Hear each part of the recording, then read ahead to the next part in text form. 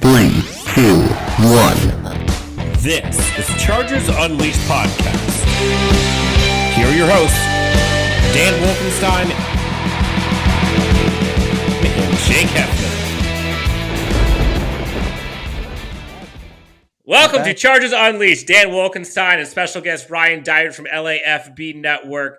We got a great show for you guys today. We're going to go through all things Chargers draft picks 2 through 7 rounds, as well as UDFAs, as well as some late breaking news. Bryce Callahan is the latest Chargers. Before we get into any of that, this episode is brought to you by TickPick, Bet Online, Golden Road Brewery, Charger Bolt Family, and UFC Fit in Temecula. Ryan Dyrud, how are you, my friend? What's up, brother? Well done. You don't usually do the intros, so only took 3 tries. You did good. You sounded good.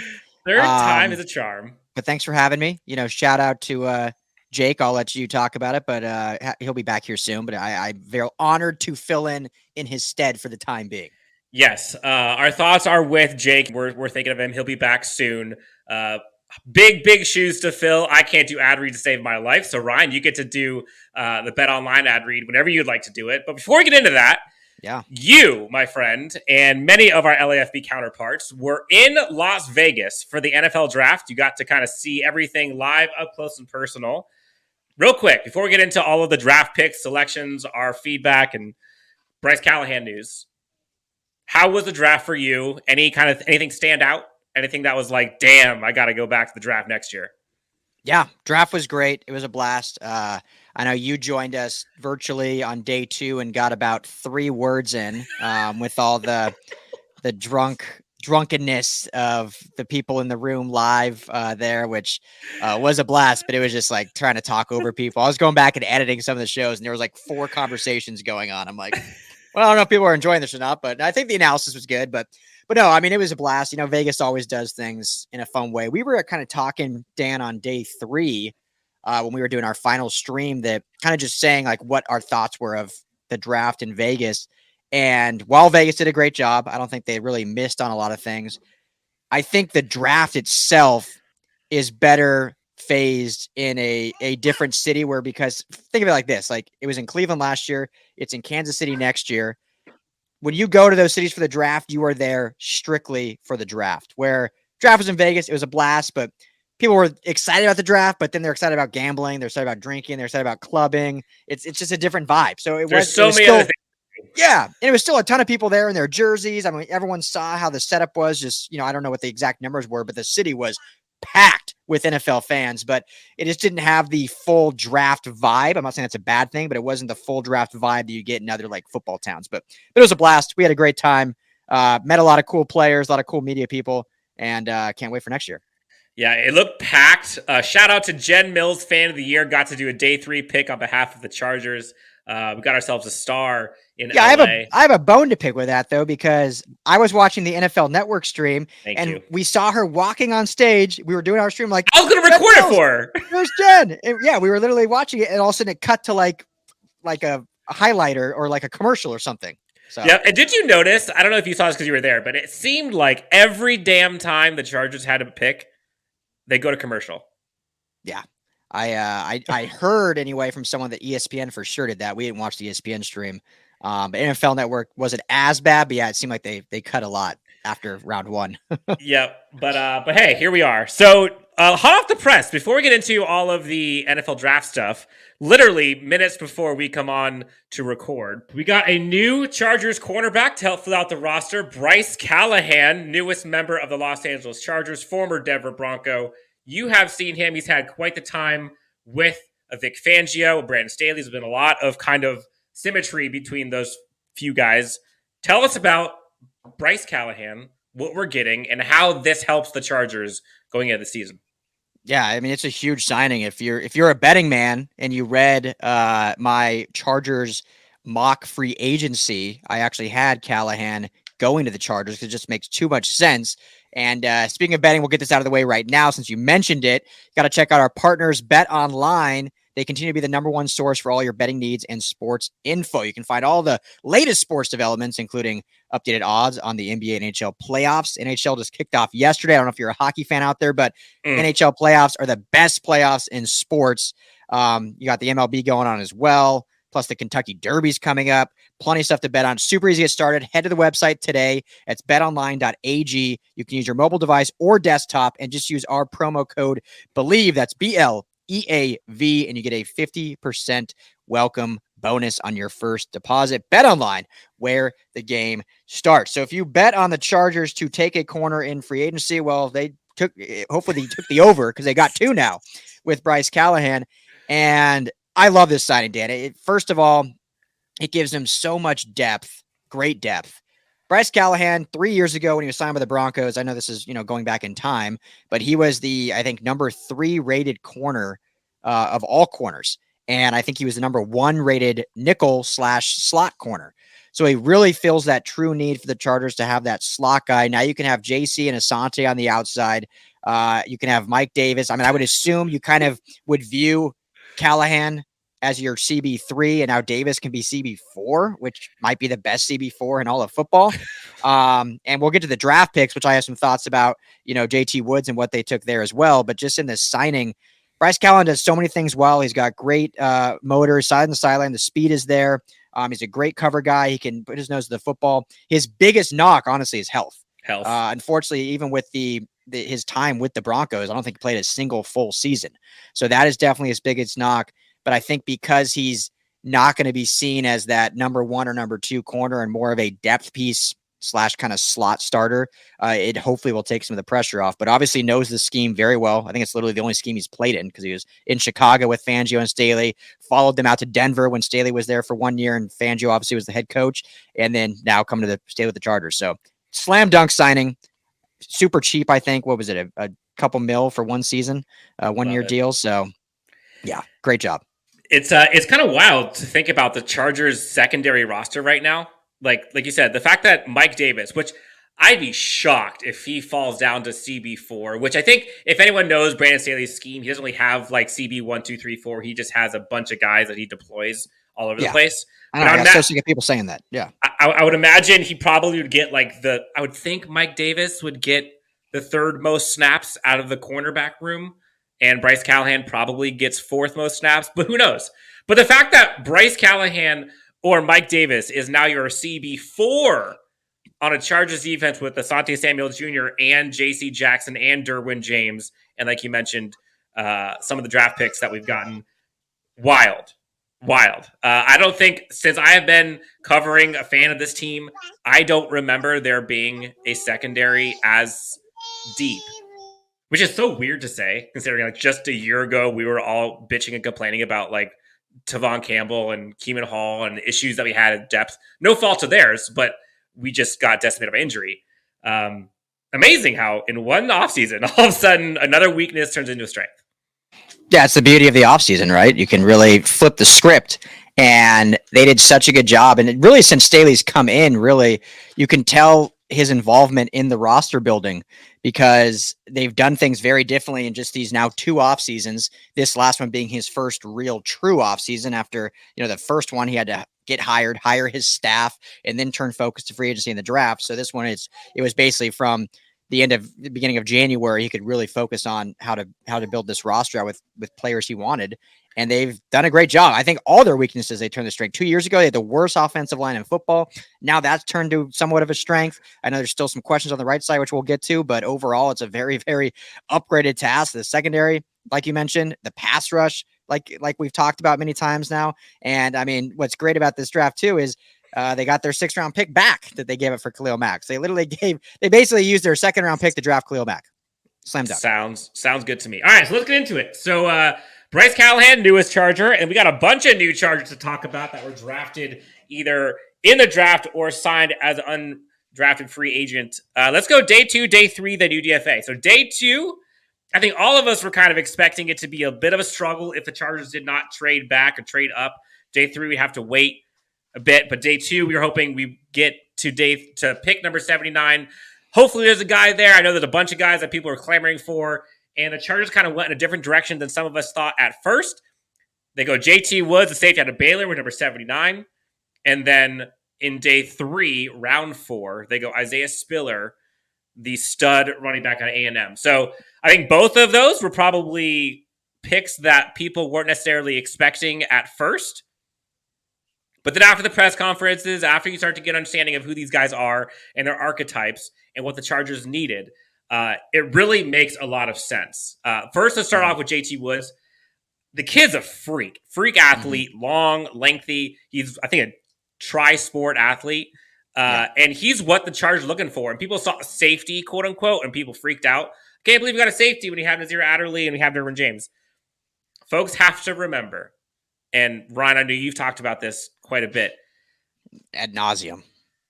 In the Brandon Staley defense, they do not have corners and safeties. Like, they literally have linemen, then they have like the middle section, whatever you call them, linebackers, I guess. And then you have the secondary. That's it. And then they interchange the secondary all over the place. So just imagine all of these secondary corner / safety guys you picked up as one group. So as a secondary player, JT Woods makes total sense. And honestly, I think he brings kind of the length similar to a Mike Davis, but I think he's a little bit more twitchy than Mike Davis. I like him. And I think Daniel Jeremiah had him ranked pretty damn high as well. So good pick. I thought the Chargers did okay with that. Again, it took us a bit to understand and kind of get a sense, because I don't think he's on many draft boards or mock drafts. But what do you think of the pick? Yeah, not many to the Chargers specifically. Obviously, like you mentioned, Daniel Jeremiah has him rated high for other teams. I love the pick. I mean, I try to not be too optimistic all the time, but I'm just naturally more optimistic, and I can see upside on a lot of things, whereas some other people are more doom and gloom and like they almost look at the negatives. But I mean, you hit the nail on the head, and I've said it so many times that I'm sure people are sick of hearing it. But in the Staley defense, and really even a lot of defense in the NFL today, not just Staley's. I mean, there's a lot of defense that do this, but you have defensive backs. You don't necessarily have corners and safeties. Obviously, certain guys do certain things well. But if you look at JT Woods and being, like you mentioned, a multi-sport athlete, led the team in interceptions last year. Anytime your safety is leading your team in interceptions, it probably means he's a ball hawk. Probably means the guy can cover. Probably means the guy can play all over the field, which is what they're seeing as. And he's going to be utilized in a number of different ways. Now, obviously, you have more time to develop him if you need to, be it with the signing of Bryce Callahan. But I thought this was a fantastic signing just because outside of Derwin James, I know Nasir Adderley is still like a very promising player, but he had some injury concerns. I don't think if we're looking strictly at safety, I don't think Alohi Gilman is someone that people want as the starting safety next to Derwin. So, I mean, you're adding another guy that gives you more depth. They had Mark Webb last year, who I was pretty high on, even with how late he was drafted, but he was unhealthy all year. So you just add more depth to not only the safety room, but specifically the defensive back room, and a guy that can really play all over the place. So everyone that was, it gets to that point, Dan, where in recruiting, a lot of times when you're looking at like college programs and who they're recruiting, a lot of players that play corner or safety under the recruitment umbrella, they don't even put CB or safety. They put ATH, meaning like athlete. It's just a dude that is an athlete and can cover and kind of play all over. I wish they would almost do that in the draft, so fans would say, okay, we drafted a defensive athlete, and not be like, wow, we don't need another safety. It's like, well, no, you need another athlete on the back end. And we got an athlete on the back end in spades. So I thought the pick was fantastic. And now with Bryce Callahan, hopefully people can freaking settle down and relax. That they got a guy with a CB next to his name. We talked about athlete. Okay, so this guy had a RAS score of 9.43, which is elite. Pretty good. Some of the testing numbers he had were insane. 40 time, 4.36. That might be the fastest on this team, to be honest. 39.5-inch vertical, 10 feet 8-inch broad jump. And the kid's a ball hawk, honestly. I honestly think he's going to be used a lot more than folks realize. And imagine him as a special teamer as well, bringing speed as a gunner. Yeah. So what was your high jump, Dan? What was your vertical? Like 16 inches, maybe. Honestly, I have no idea. We should do that. You never did? Well, did you play any sports in high school? I didn't play any sports that needed a vert. No. Okay. Mine was a touch over 35 back in my heyday. Yeah. Ryan, 35-inch vert, white men can jump, huh? I know. I could dunk a volleyball at 5'6", 5'7". I can't anymore. My vert's probably less than 16 now, but can you dunk a basketball? No, because my hands were too small, so I couldn't palm it. So I'd basically like throw, but the volleyball I could palm enough that I could get over the rim. So you're the Kenny Pickett of volleyball. Exactly. Like don't give me a Whopper. Give me the Whopper Junior, unless my hands look real small. Fair. Okay. So We get our secondary piece again. I think that was a big need. Folks were clamoring for cornerback help. I think he's going to be in that specific secondary role. Because last thing, Dan, because again, this is why I hate that just that the letters next to the name. If the Chargers drafted, say, the same name, JT Woods, and he had CB next to his name, everyone would have been pumped because everyone was thinking maybe CB in the first round. So everyone would have been like, all right, cool. We got our corner. But because he had SAF next to it, everyone's freaking out. But this was a great pick, guys. This is a great athlete. Yeah, and again, for folks who have not gotten a chance to listen, we did already have our recap video for day one where we got Zion Johnson, which we all love. I think he was not necessarily the quote-unquote sexy pick, although some might think this is the sexy pick. It was the right pick for the Chargers needed at the time. Round 4, Ryan. Isaiah Spiller, running back, Texas A&M. The guy's a stud. I think most people have him between RB1 and 4. Usually he was 2 or 3. Chargers go running back, round 4. I would argue this is a steal for Isaiah Spiller. Finally getting some depth and some help for Austin Eckler. And as you'll see coming up here, we got some increased value in offensive line help as well. So Isaiah Spiller, I think, is going to get a lot more touches than people realize. And I think was probably a bigger need than I think folks would actually give credit to going into the season. Everyone talked about Austin Eckler and how great he is, which he is. But he has been clamoring for 3 years now to get someone to help him take the load off so that he can focus on being him and not have to be that every down back. Because as great as he is, like, you don't want him getting that much ground and pound hits all the time. And CJ Spiller, like, that's what he's built for. Yeah. Isaiah Spiller. CJ Spiller was a great running back for the Buffalo Bills, but I can't get the name right today. just leave it. Just leave it. You're good. Home run pick. Absolutely love this pick. Some would say it wasn't a huge need, especially because they've taken a running back in the last 2 drafts consecutively. It's my opinion and many out there that you should just take a running back every single year at some point in the draft because, hate to say it, love running backs as people, love what they bring to a team, but value-wise, especially when it comes to the cost control, it makes more sense to have just a stable returning every year instead of signing one guy to a big contract. So for those people that are worried that they drafted one last year and the year before and Kelly and Roundtree, it's like, you keep it going every year. But Spiller himself is a slam dunk pick. I think he's, 3 years starter, essentially almost 1,000 yards every single year. His freshman year had like 964. So just a touch under 1,000. He had 20 plus receptions every single year at Texas A&M. Played in a Jimbo Fisher offense that is very, pro friendly. It's not that like air raid college style where you have some concern and guys going up into the pros, like a Jimbo Fisher offensive player. Exactly. A Jimbo Fisher offensive player is going to be fairly ready for the NFL right off the bat. He's a big body dude. He runs between the tackles. I just think it's a great pick. I think he's the automatic CB2, and I would argue he's kind of like CB1B because now you don't have to rely on Eckler to do as much. Who, as good as Eckler is, he really hasn't been able to finish seasons lately due to injuries. Had, obviously the big injury 2 years ago, and the last year got kind of banged up a little bit here and there. So now you can take the pressure off him, and really that will just, in my opinion, unleash, since this is Chargers Unleashed, Austin Eckler even more, because you don't have to use him as much and put as much wear. And then when he is in the game, he's that much fresher. So I think this is a slam dunk pick. And now it's kind of seeing which of Kelly and Roundtree, if either, makes this roster. Which that's going to be the interesting part as we get to the UDFAs later on. There are some guys that are going to be breathing down their necks for them to be able to actually stay on this team. So running back is going to be a training camp battle to watch. Question for you though, Ryan. I have my feelings.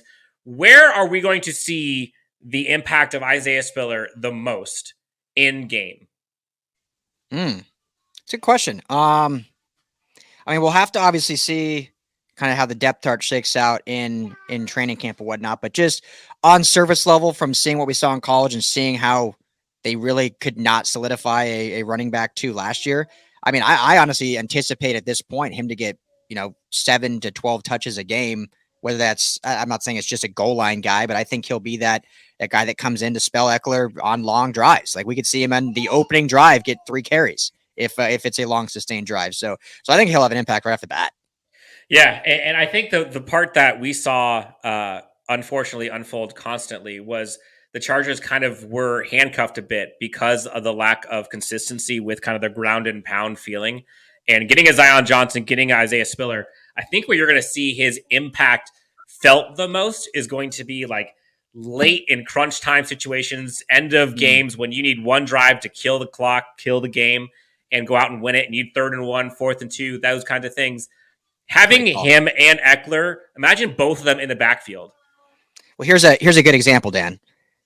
4th and 1 on the Las Vegas Raiders 18-yard line. Yeah. Now you don't have to run Austin Eckler up the middle. I mean, you probably want a different play altogether, but at least you have a back like Isaiah Spiller that could actually maybe get you that 1 yard. No shot at Austin Eckler, but I think he would tell you a bigger back would be more able for that position. but imagine 4th and 1, right? Your own 18. You got Austin Eckler to the left of Herbert. You got Isaiah Spiller to the right. You could either run draws both sides from either one. You could have them go out on option routes. You can go out to the screens. I mean, there's so many things you could do. So I think Isaiah Spiller is going to turn into a fan favorite pretty quickly. 4th round pick, 123. Honestly, I think he was huge value here. And I think at this point, Ryan, I don't know what your thoughts were, but I think there was a subset of Chargers fans at this point that were like sweating because Chargers didn't get Jameson Williams. They didn't get Olave. Thankfully, they didn't go for Penning, which I think a lot of folks were happy about. But there were so many receivers the Chargers could get. And long story short, the Chargers ended up not getting a receiver in the draft. Guys like Cal Austin, guys like Bo Melton, Danny Gray, all left. Chargers were able to get all of them. All of them fell actually more so than we thought they were going to. Chargers didn't get them. So at this point, right, Isaiah Spiller's picked. Chargers are like, well, okay, here we go. And the next pick afterwards, round 4 was Isaiah Spiller. Round 5 goes to your guy, UCLA defensive tackle, Otito Ogbonnia. You can say his name better than I can. You know him better than I do. It's Ogbonnia. It's just Ogbonnia. It's nice and simple. Tell us about him. Easier than it looks. Big dog up front. Yeah. We can get into, more receiver talk. Last thing real quick. Sorry to go back real quick on Spiller. And I know this isn't a fantasy show, but we talked about when the pick came in because everyone plays fantasy and it can kind of correlate to on the play field. Obviously it's pulling straight to statistics, but we thought he went to the 3rd best situation of all rookie running backs in terms of production they can have next year. I think James Cook, who went to Buffalo, will be a very, very good spot for him.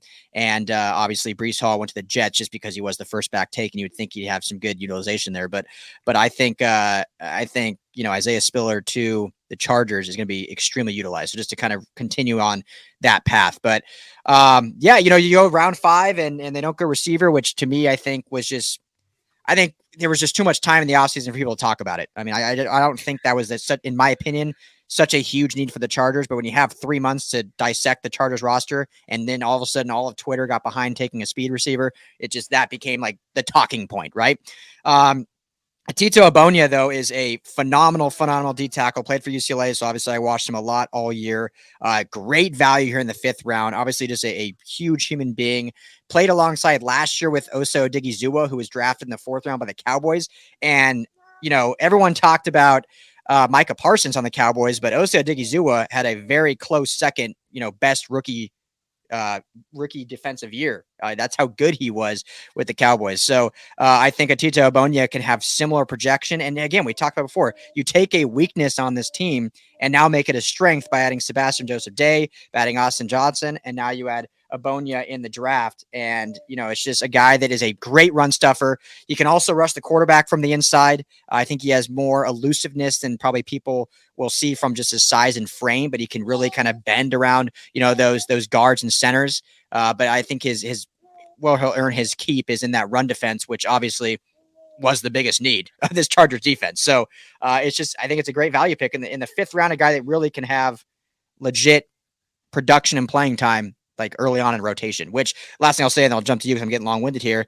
In this true, not just, we always say Staley defense, which is obviously true, but even just the modern defense, it's better to have 6 or 7 defensive line bodies that you can keep fresh, rotate in and out, than have your 3 starters that are going to play 90% of this time. Like that's just not the best way to play defense in today's day and age, especially with how fast these offenses are and how quickly they're calling plays. So it's just a great value pick there in the 5th. Yeah, and we heard Brandon Staley talk about the team being rugged and more physical on both sides of the offensive defensive line. And you kind of saw those fingerprints all over this draft. And Otito's another one. I mean, the kid's jacked when it comes to like upper half body strength. Like, I do not want to get in a punching fight with this guy. And putting him in that interior defensive line along with those guys you mentioned, like, the goal is to keep these guys fresh and in a rotation and allow them to do what they do best. We saw the Chargers did not pick up the 5th-year option for Tillery. I honestly, regardless of what they do with him after this year, I feel like he's going to become more of like a bulk edge rusher versus the interior defensive line. And honestly, that's probably best for him because I think he's better as a pass rusher than he is stopping the run. So again, beefing up the interior defensive line, I think was a huge goal for this year. And obviously they went ahead and did that. Moving in around 6, okay. 2 guys here, Jazir Taylor out of Wake Forest, and then arguably the most value high pick we've gotten in the draft at all, Jamaree Salyer, the guard out of Georgia, flexible, has played all 5 positions. The guy's a stud, huge. Honestly, I think people thought he's going to go 3rd, 4th round. I thought he was going to be gone 3rd, 4th round. I couldn't believe that he was still there in round 6. Chargers beef up offensive line to go with Zion Johnson. And honestly, Ryan, both of these guys could be starting guards in the NFL. And with them, along with Filer, potentially Ibushi, we'll see what happens with him. You got Rashawn Slater, you got Corey Lindsley, you got Trey Pipkins, Storm Norton. Like, there's so many guys. Brennan Hymus. And Hymus. You got so much flexibility now where when they originally drafted Zion Johnson, they were saying, they see him as a right guard. And that's it. But then you go and draft this guy. I mean, Filer, Johnson, and Salyer, all 3 of them, in theory, could play guard and tackle. Yeah. So, I don't know. Like, it'll be fun to see training camp where these guys end up. But the good news is Chargers have offensive line depth for seemingly the first time in a decade. Still, maybe something to do right tackle, but overall, this is crazy. Yeah, absolute home run pick, I think, with Salyer. And, you mentioned it, he played on the other side of Andrew Thomas at Georgia, who is obviously a 1st-round pick by the Giants. And, we talked about it on our show. When you get this late in the draft, and we could obviously get in the depth of Salyer as a player and his experience and his size and his build and playing tackle, the versatility, being able to play guard. But also you look at pedigree, right? And there's that saying, don't draft the helmet, draft the player, right? And it's that goes back to, especially when you look at quarterbacks. And I know it was talked a lot last year with Justin Fields because there's the pedigree of Ohio State quarterbacks that have never made the transition to NFL, like literally any of them really. So there's the people like, well, maybe it's just the Ohio State system or pedigree, but then there's the other people like, no, you draft the prospect. Like, we're looking at Justin Fields individually. I think that's very true, especially with quarterbacks, but for sure in like rounds 1 through 2, maybe even 3. But once you're getting to those later rounds and you're kind of just throwing darts at a board anyway, you kind of want to look at school pedigree. And when you look at Georgia, not just the history, but specifically last year, that was the national championship team that put up insane numbers, obviously on defense, but still had a very solid offense with guys like George Pickens on the outside. And obviously the kind of question marks at that quarterback. But then you look at James Cook in the running back room and you look at that offensive line and what they're able to do. And Salyer in his own right is a great player, as we mentioned, with the size, the intangibles, the experience. But also you just kind of look at, hey, this is a guy we're taking in the 6th round, played for Georgia, started with Andrew Thomas as well, who was a 1st-round pick. And you kind of start saying, if we're going to throw a dart, like, do we want to throw a dart at a guy from Sioux Falls, or do we want to throw a dart at a guy that played at Georgia and won national championship? So it's a great pick. You said everything else about it. It just adds so much more depth to this offensive line that they haven't had in years. And, at this point, I think we all just have to trust this front office that they kind of know what they want to do at right tackle. And I think you're not drafting 2 guards while also having Filer and, Brennan Hymus on the roster with not having any clue what you're doing at right tackle. They obviously have a plan in place, whether that's moving someone over or they just really trust Trey Pipkins' development over the last offseason. So I'm kind of in that camp where great draft pick there, more depth, but I think they have a plan altogether in what they want, because you don't just draft with no plan, right? Yeah.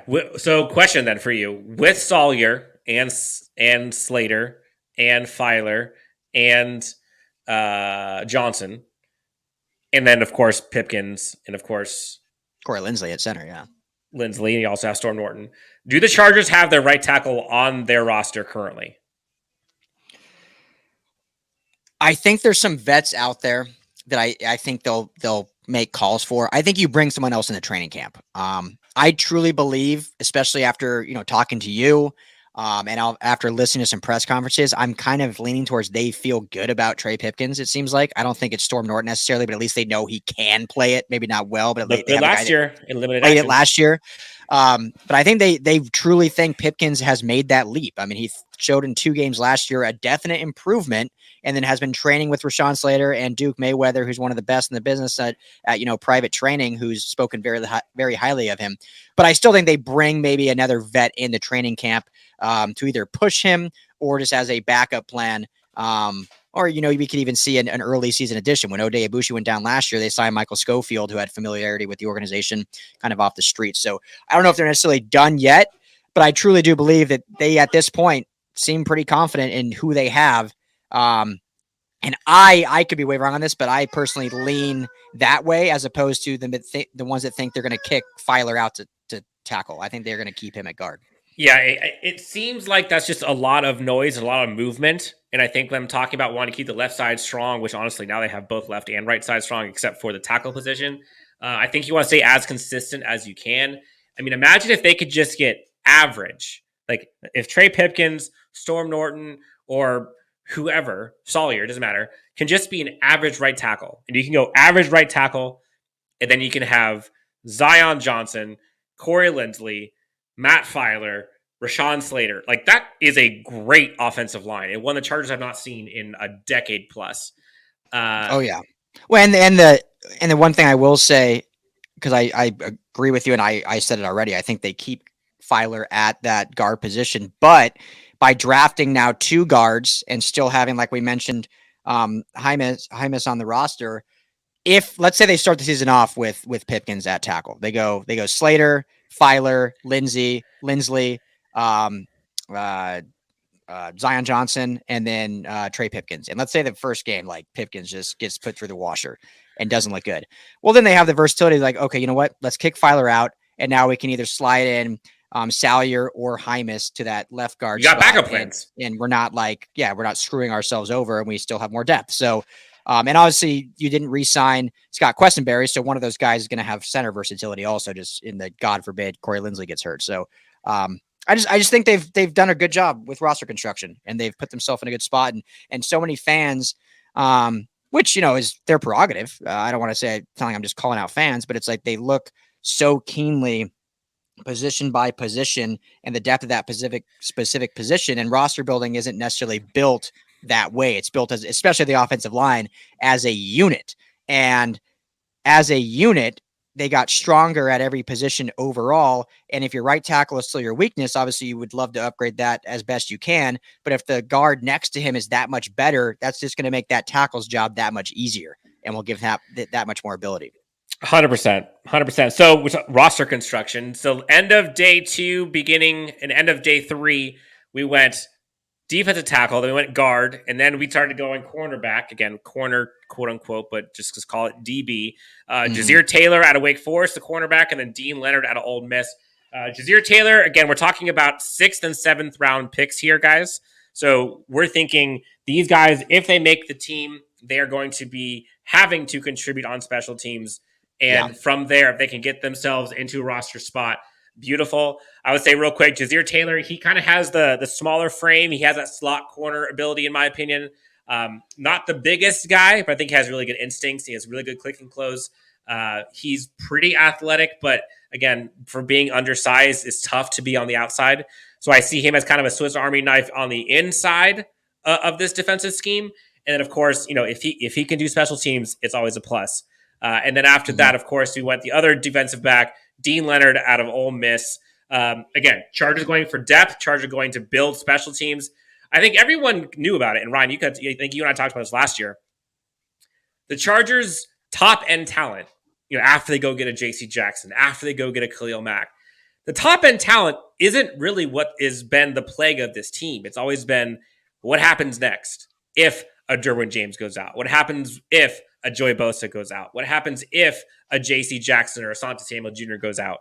And that's when this Chargers team has been decimated and have been taken advantage of. And I think that's what you're seeing now is the Chargers are trying to fill out the bottom of their depth chart. There really weren't many starting positions even available on this roster. And so if you can get, whatever it is, numbers 48 through 53 improved on your team for the roster, I think you're good. I think that's what the Chargers are looking to do. And round 6, round 7, that's all it is. If you can find someone that can make an impact on your team in any way, it's a good pick. Yeah, no, absolutely. And I've said it a bunch last year, but just remember Brandon Staley was on that Rams coaching staff when they drafted Jordan Johnson in the 6th round, Jordan Fuller, who became their starting safety and impact player and, had the green dot last year as a second-year player. So 100% agree with you. Like at this point in the draft, you're drafting for special teams, you're drafting for character, you're drafting for just ceiling, the hope of the athletic ability translating. But there's always the potential with coaching and development that these guys can end up having a bigger impact than expected. And that's just a cherry on top. No one should go into the season thinking Shazier Taylor's going to be, starting outside of JC Jackson in the backfield, which I don't think anyone does, but no one should have that. But if he, gets called upon and ends up showing out in training camp or whatnot, then that's just cherry on top. And, kudos to him. And I mean, it's a guy that, had 60 tackles and 2 picks and 5 fast pass breakups and a couple of fumble recoveries. And Dean Leonard, same thing, 50 plus tackles. And so these guys were, they were players in the SEC and the ACC and put up good production. So it's not like they're guys that were just, sitting at home and now we're just hoping they can translate over the NFL. I mean, they were starting caliber guys at their schools respectively. So I think it's just good depth. And yeah, like you said, now you're at the point where you really want to continue building the special teams, which was improved last year, but still wasn't great. And now you just add some potential players that either make that better or at least push the guys in front of them to be better. 100%. And speaking of which, pushing guys to be better, Chargers going in a unique direction in round 7. They go for the Mack truck himself, fullback, traditional, Xander Horvath out of Purdue. This kid's a truck and also has some ridiculous RAS score for athletic traits. Like I'm talking, a 4.6 as a fullback, had a better high jump than you, Ryan, 35.5 inches, and posted a 6.75 in the 3 cone. He's fast, he's durable, he's strong, and I don't necessarily think Gabe Neighbors was happy with this pick, and I'm curious to see where he's used. Obviously, he's going to be put in special teams. I think that's where we're going to see a lot from him. 6 foot, almost 230, 31 reps on the bench. I mean, the guy's a Mack truck, like I said. So interesting how they're going here. And I think, and one of the questions I asked you, Ryan, a lot of people, you talked about before, a lot of people were talking about the Chargers need to go speed, right? They talked about going like a Jameson Williams or a Olave or a Calvin Austin, or they need to get faster in the wide receiving core or offense or whatever. And would it be nice? Yes, I agree. It would be nice. But it seems to me, and I'm curious what you think, because you know Brandon Staley more than anyone on this network. It seems to me he talked about the Chargers getting more aggressive and also more balanced and tougher on both sides of the line. And it seems that now with the work they've put into the offensive line, the work they put into kind of the defense and getting the defensive line set up, and then going and getting Isaiah Spiller and going and getting a fullback and a Gerald Everett, it feels like the team is trying to get tougher and more balanced to where it can effectively and efficiently carve you any way they want. They don't need to take the top off and get you in one play. They can go the Patriots route and do a 15-play drive. They can go the Titans route and just run it down your throats. They can go the Rams route. They can go the Packers. They're trying not to be handcuffed. So it seems to me, as much as people like to have had more speed, I'm not necessarily sure that's the most efficient way to win a championship. What say you? Yeah, I mean it's a luxury, right? And there are some offense predicated it, and I think the Chargers offense to some extent still values that, because how many times did Staley say we're going to throw it deep as much as we can? We have Justin Herbert as the quarterback, we're going to throw it deep as much as possible. But I think people are discounting they brought Jalen Guyton back for a reason, who is their speed guy. He's only 24 years old. It's not like he's an old dude. Like, I know people wanted to upgrade him, but the Chargers brought him back for a reason. It wasn't to bring him back and then go use a second round pick to replace him.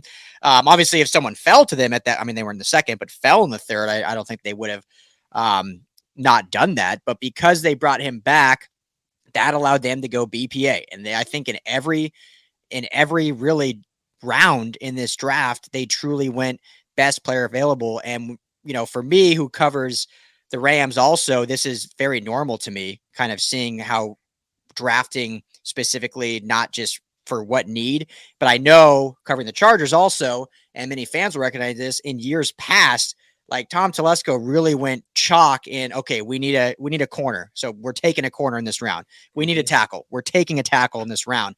And so I think fans got used to that. So that's why this draft, there was a lot of, I think people are starting to, what are we, 3 days removed? Are starting to say, okay, I see the draft better.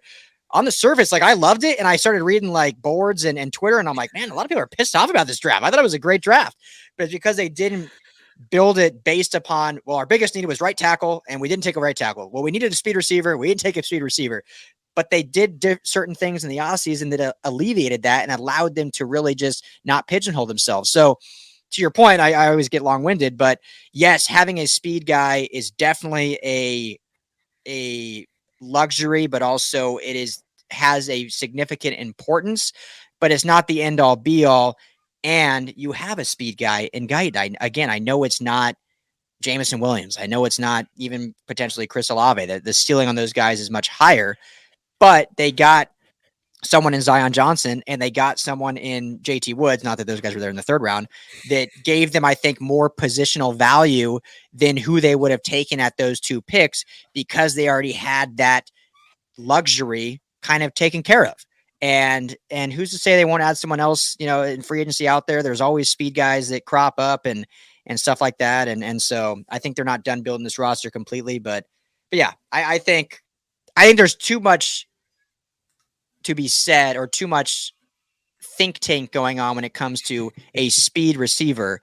And I think the way they've built their receiving room, you don't waste that kind of draft capital on that type of, waste is a bad word, but you don't use that type of draft capital on a player that in reality, if you're talking about a speed guy in this Chargers offense, he might get 12 snaps a game. I'm not using a 17th overall pick on a guy that we're going to use for 12 snaps and maybe get 4 receptions.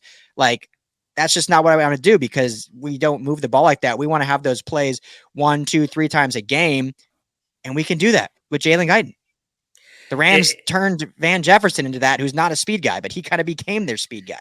It seemed to me that the Chargers, as much as they could, went for like specific archetypes and athletic trait types rather than like a specific position. Like you look at like the RAS scores for some of these guys, like the Xander Horvath had like a 9.83 RAS score and ranked like, I think, in the top 30 of almost 1,700 running backs that were graded since like 87 or something crazy.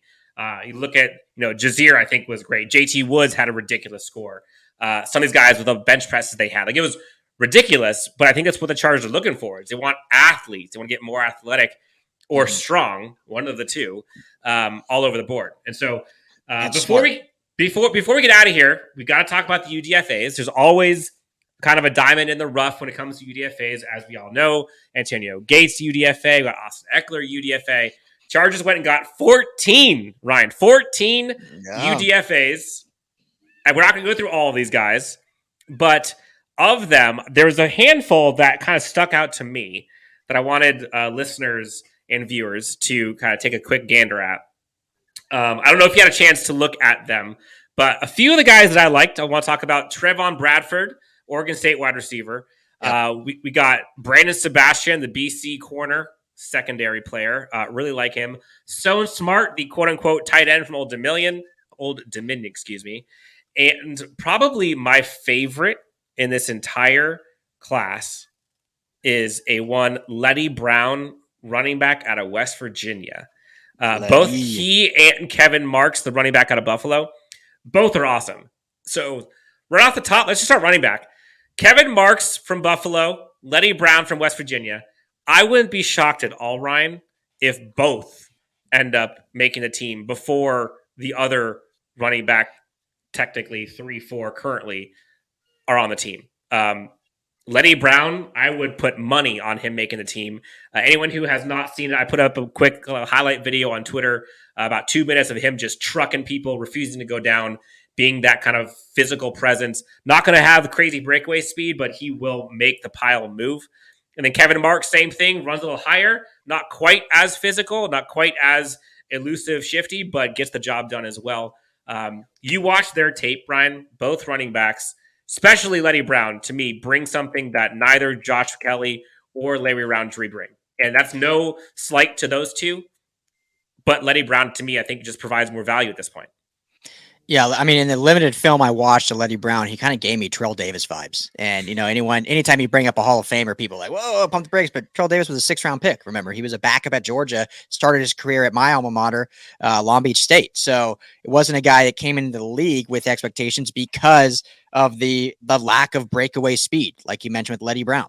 You watch Letty Brown, he almost looks like he is running slow, but he's just making guys miss. His vision looks impeccable. And like you said, he just bowls people over. His legs never stop churning. And there's always the continual, he's going to get 3, 4, 5, 6 yards after contact, which I think is what made Terrell Davis so great and why he's in the Hall of Fame now. And even just a 5, 6 year career that he had, because he was that guy that, there could be nothing there, but he's still going to get you 5, 6, 7 yards. Letty Brown, great in between the tackles and never goes down at first contact, which God bless Austin Eckler, but that's not necessarily in his game. Isaiah Spiller, I think, has that in his game, but now you get an undrafted free agent that also has it in his game, and he's going to be hungry to come and improve himself. So I love the Letty Brown ad.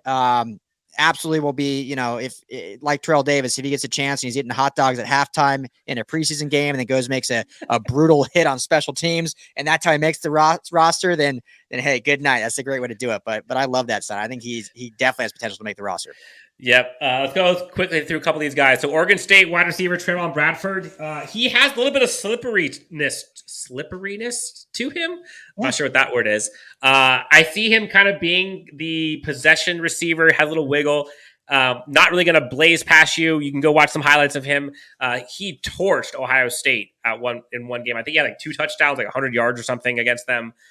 So some good pedigree there. And then the corners. So there was a Brandon Sebastian from Boston College. Have you had a chance to look at him, Ryan?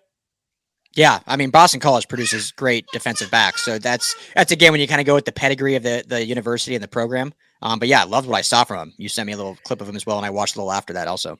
Yeah, Brandon Sebastian, I think, has a very good chance of making this team. Again, we are talking about guys, UDFAs, that are going to make their mark either as a special teams player or bottom of the roster addition. And both Letty Brown and Brandon Sebastian, I can see both doing that. Brandon Sebastian had some pretty unique and pretty athletic plays at his time at Boston College. So be on the lookout for him. And then a sneaky one. Chargers signed Stone Smart out of Old Dominion as a quote-unquote tight end, which I love the name, by the way, Stone Smart. Yeah, I know it's Stone. He used to play quarterback, and when you go back and you look at film from him, you'll see him playing receiver, quarterback, and tight end. Honestly, when I saw him play at all positions, I almost felt that the Chargers were bringing him specifically to be a camp body and pretend and act as if he is a Mahomes, a Russell Wilson, one of those athletic, outside the pocket quarterbacks for the Chargers defense to be able to kind of scheme up against. Not necessarily a tight end. I don't see him being a tight end for us, but when you watch him and you watch what he looked like at quarterback, I can see like the Marcus Mariota type of, if we could just have someone like that on our roster who can make our defense think and have to go up against someone athletically like that, I like it. So I'm not sure if he makes the team. I don't think they're going to carry 4 quarterbacks at this point, or 5 tight ends. But it was interesting. I think he's going to be utilized differently than what his position says on the roster. Yeah, I mean, he has the size, right? 6'4", like 235 to play that tight end. The last one I can remember that played quarterback in college and obviously at a bigger pedigree, but that made that transition was Logan Thomas, who played quarterback, I believe, was at Virginia or Virginia Tech, I think. And now he's obviously the tight end been for he started off, I think, with Arizona. Now he's with Washington. And outside of health concerns, he's actually had a pretty good career as a tight end. And so I agree with that. I don't know if he's brought in to necessarily make the roster as a tight end, but he has that versatility. He has the size. And, I think the tight end depth, though, obviously with the signing that they had in the offseason, and then, with the guys they, drafted last year and Trey McKitty and a few other ones, but I think there's still a chance for him to make it there. I mean, there really isn't like locked in 3 or 4 guys. It's kind of literally, you're probably locked in with Trey McKitty and Everett Parham. Everett. Thank you. Gerald Everett. Those are probably your 2 locks. Other than that, I think it's pretty open. So he may have a shot. I think he has a shot if they go 4 tight ends. If they go 3, I don't see him being able to go above Donald Parham, Everett. Yeah, Parham's probably close to a lock too. That's right. Just, as a red zone threat and whatnot. And, they did. Yeah, plus now he's a fan favorite, man. Everyone loves him, Chicken Parham. Yeah, Chicken Parham. That's right. So that's going to do it. So we went through a ton of guys. I think we went through 7 rounds. We went through, I think, 5 different UDFAs that possibly could make this team. They literally signed 14. They got a kicker, center, tackle. They have all kinds of guys. I haven't had a chance to watch all of them, but the ones that I have, probably about 2/3 of them, the ones I mentioned, are probably the ones I like the most. Ryan, tons of stuff we went over. Appreciate you coming on. As a former LAFB member, also founder of LAFB, tons of fun stuff coming up here in the next week or two for both LAFB as well as for Chargers Unleashed. We may have some special guests coming. We may have some giveaways. We may have some events, stuff coming up for training camp. Lots to be excited about. So tons of content. Anything you want the listeners, viewers to know or to see from an LAFB's perspective or from a Ryan Dyrud perspective? I think you hit it. I mean, just, we appreciate all the support, and, Mia is trying to give me my LAFB hat. So good product placement there. We just, it's this, call it the dead time, the dark time from May till July, where there's really nothing going on. But the train doesn't stop with LAFB. I think we got a ton going on, and that's a good segue to that. So Mia, she loves it. Thank you, Mia. There's your guest appearance. Dan Wolkenstein, Ryan Dyrud, special guest Mia in the house for LAFB. Guys, thank you so much for tuning in. This has been so much fun. Ryan, thank you so much for coming on, man. Always a pleasure. Always do. Thanks for having me. We'll be doing crossovers like this all off season long and into the season. So thank you. You name it. All right. Again, you guys can find Ryan at Ryan Dyrud LAFB on Twitter. Myself at Chargers Homer. Again, you can find us on Twitter at LAC_Unleashed. Go ahead and hit that like, subscribe. If you guys found us on YouTube, find us there. Anywhere you get your podcast, you name it, we're there for you. Thank you guys so much. Bolt up, and we'll talk to you guys next time on Chargers Unleashed.